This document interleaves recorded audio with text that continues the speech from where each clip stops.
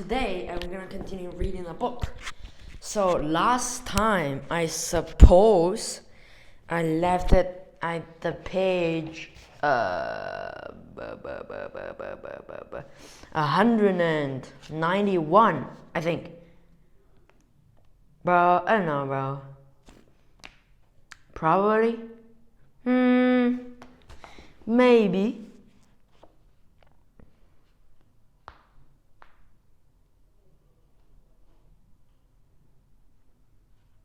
Hold up, let me check.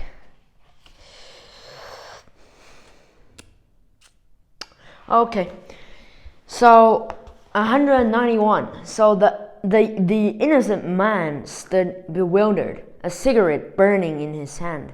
He stared at the ground and the hound, not knowing what it was. He probably never knew.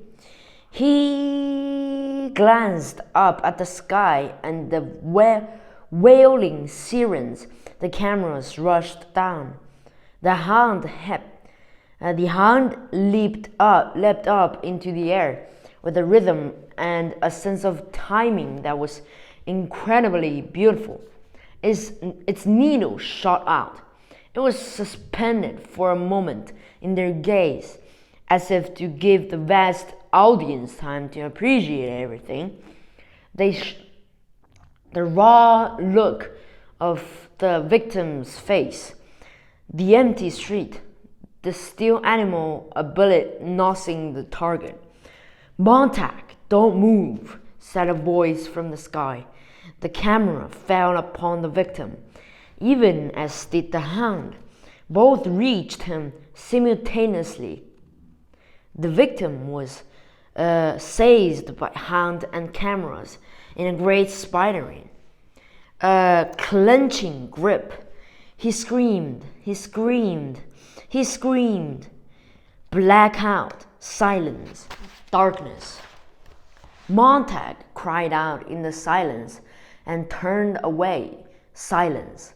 And then, after a time of the men sitting around the fire, their faces expressionless, an announcer on a dark screen said, the surge is over.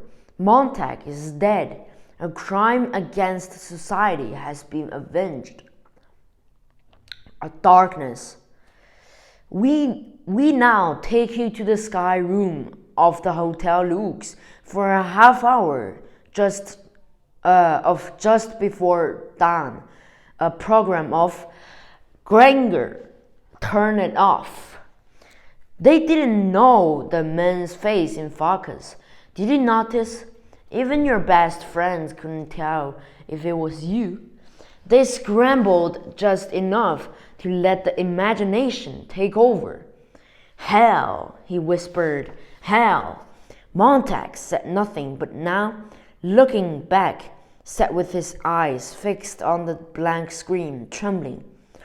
Granger touched Montag's arm. "Welcome back from the dead." Montag nodded. Granger went on. "You might as well. We know all of us now. This is Fred Clement, former occupant of the Thomas Hardy Chair at Cambridge in the years before it became an atomic engineering school. The other is Dr. Simons from UCLA, a specialist in Ortega y Gasset. Professor West here did quite a bit for ethics, an ancient study now, for Columbia University quite some years ago. Reverend Padover here gave a few lectures 30 years ago and lost his flock between one Sunday and the next for his views. He's been bumming with us some time now myself. I wrote a book called The Fingers in the Glove, the proper relationship between the individual and society. And here I am. Welcome, Montag. I don't belong with you, said Montag at last, slowly. I've been an idiot all the way.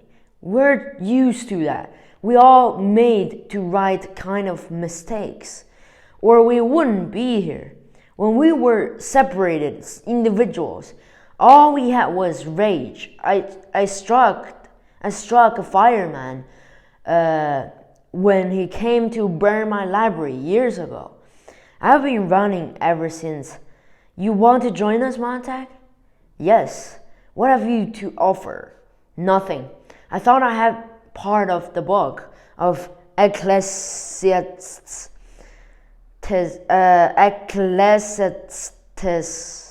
What the hell? And maybe a little of Revelation, but I haven't even that now. The book of Ecclesiastes would be fine. Where was it? Here. Montag touched his head. Oh, Granger smiled and nodded. What's wrong? Isn't that all right? Said Montag. Better than all right. Perfect. Granger turned to the Reverend. Do we have a book of Ecclesiastes? Oh my goodness. Ecclesiastes. 1. A man named Harris of Youngstown. Montag. Granger took Montag's shoulder firmly. Walk carefully. Guard your health.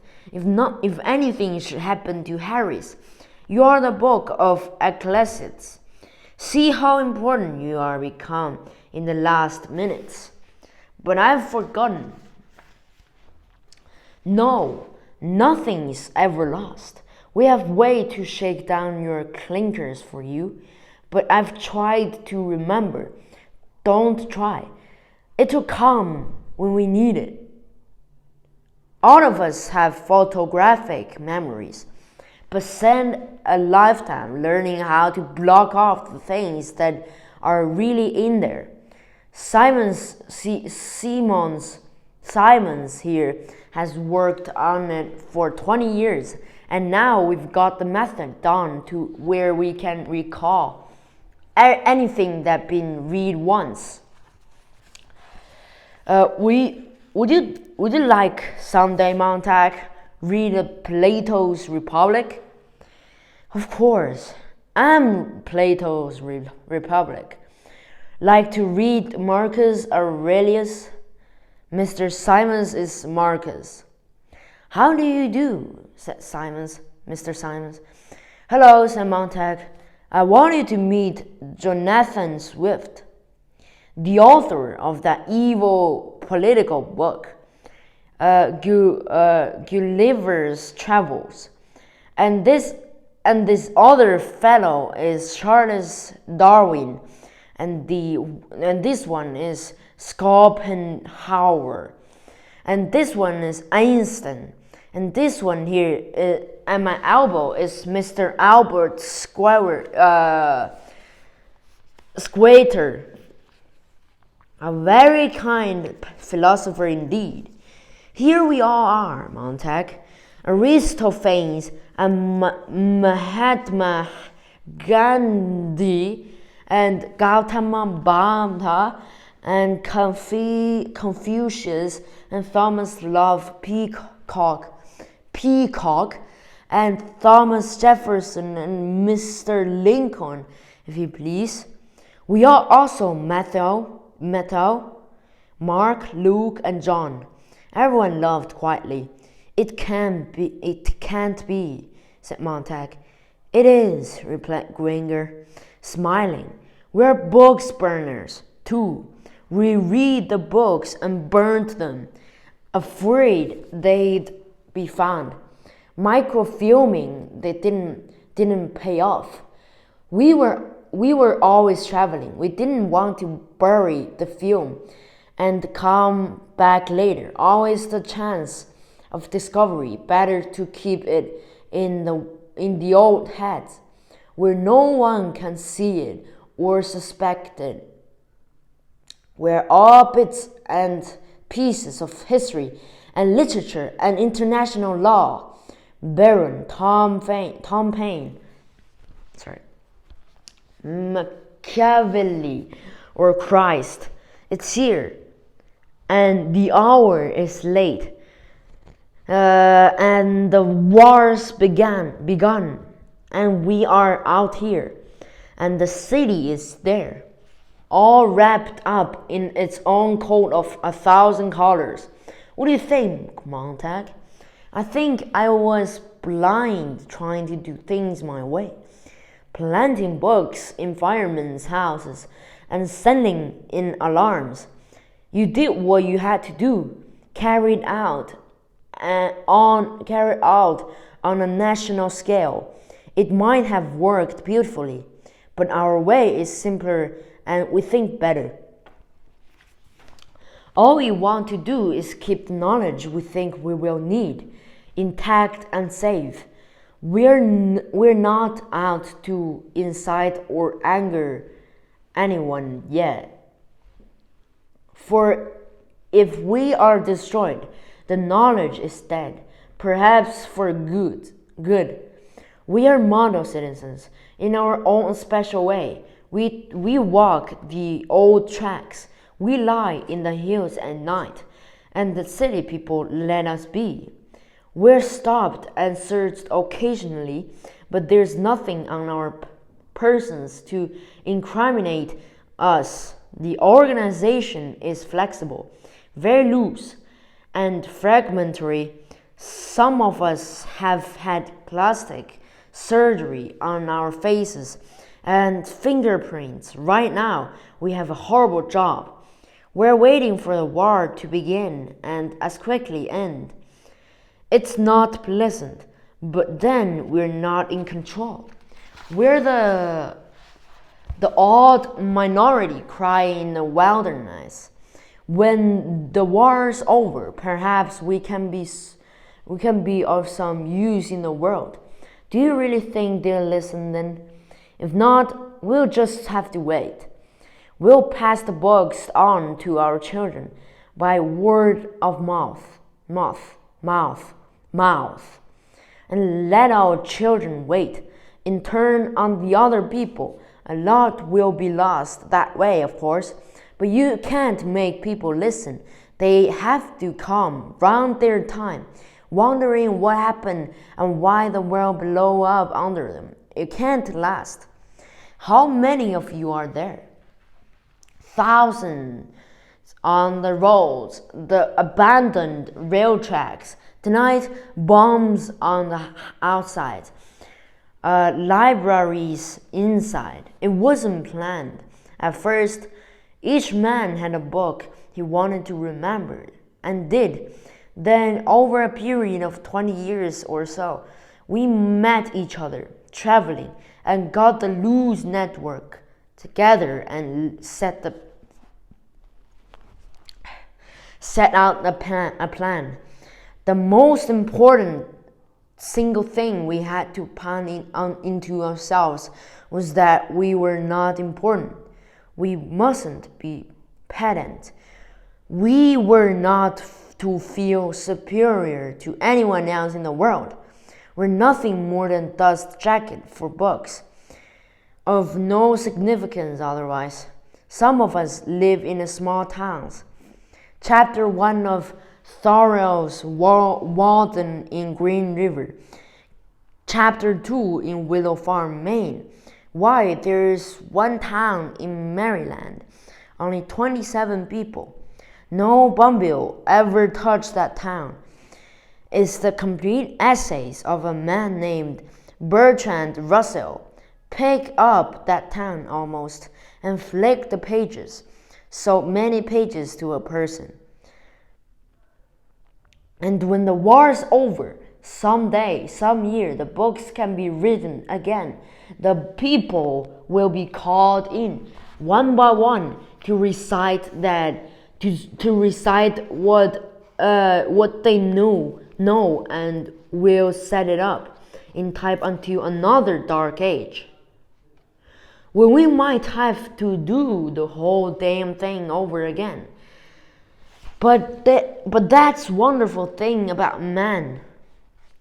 He never gets so discouraged or disgusted that he gives up doing it all over again because he knew very well it is important and worth the doing.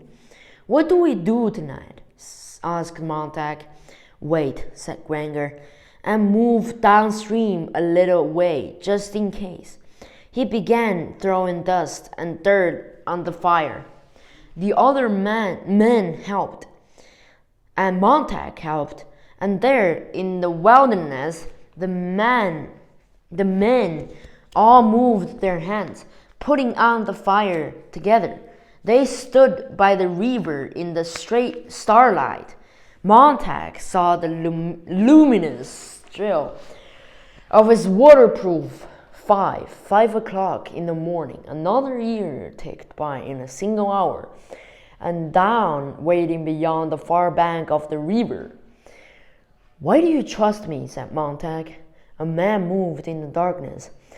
The look of your use enough. You haven't seen yourself in a mirror lately.